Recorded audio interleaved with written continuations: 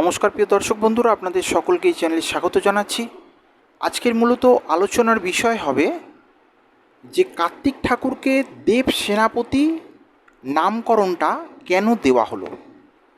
দেখুন, আমাদের লোকপ্রচারে অনেক কিছু ভুলভাল আমরা শুনে থাকি। যেমন অনেকের মুখে শোনা যায় যে দেবী সরস্বতী ঠাকুর তিনি অবিবাহিত, তার বিয়ে হয়নি।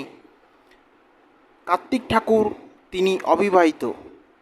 এবং দুর্গাপুজোর সময় আপনারা সকলেই দেখেছেন বা জানেন যে গণেশ ঠাকুরের পাশে যে কলা বউকে রাখা হয়, অনেক মানুষের একটা চিন্তাধারা বা মতদর্শক যাই বলুন না কেন, আমরা এইভাবেই ছোটোবেলা থেকে সকলের মুখে শুনে এসেছি যে ওই কলা বউ নাকি গণেশ ঠাকুরের বউ। প্রকৃত সত্য তা নয়। আপনারা মোটামুটি ইউটিউব চ্যানেল, ফেসবুক ইত্যাদি প্রভৃতির মাধ্যম দিয়ে এখন অনেকেই অনেক কিছু অবগত হয়েছেন। তো আমি এটা ছোট করে ভিডিও অন্য সময় একটি করব। আজকের মূলত যে বিষয়, যে কার্তিক ঠাকুরের অনেক নাম, তার মধ্যে তাকে দেব সেনাপতি কেন বলা হয়।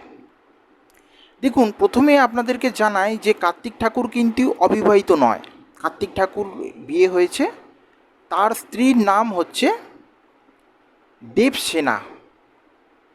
তার স্ত্রীর পিতার নাম হচ্ছে, অর্থাৎ দেবরাজ ইন্দ্রের কন্যা হচ্ছে এই দেবসেনা।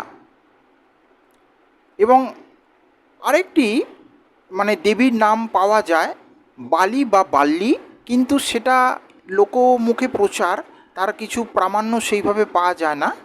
কিন্তু প্রামাণ্য যেটা পাওয়া যায় যে দেব সেনাপতি, অর্থাৎ দেব সেনাপতি কার্তিক ঠাকুরের বিবাহ কিন্তু দেবরাজ ইন্দ্রের কন্যার সঙ্গে হয়েছিল। তামিলনাড়ুতে বিশেষ করে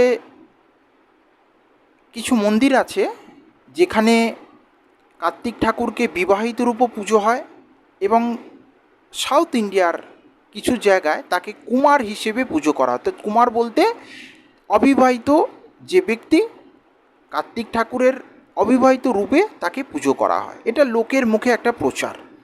তো এবার আসা যাক, তার নাম দেব সেনাপতি কেন হলো না। তার স্ত্রীর নাম হচ্ছে দেবসেনা, এবং দেবসেনার অধিপতি, অর্থাৎ এখানে যেটা বোঝানো হচ্ছে অধিপতি বলতে তার স্বামী। তাহলে দেবসেনার অধিপতিকে না কার্তিক, এই জন্যই তাকে দেব সেনাপতি বলা হচ্ছে। তো নমস্কার প্রিয় দর্শক বন্ধুরা, আমার এই ছোট্ট ভিডিওটি আপনাদের যদি ভালো লাগে আমার চ্যানেলটিকে লাইক করবেন, সাবস্ক্রাইব করবেন এবং এই চ্যানেলের পাশে থাকবেন।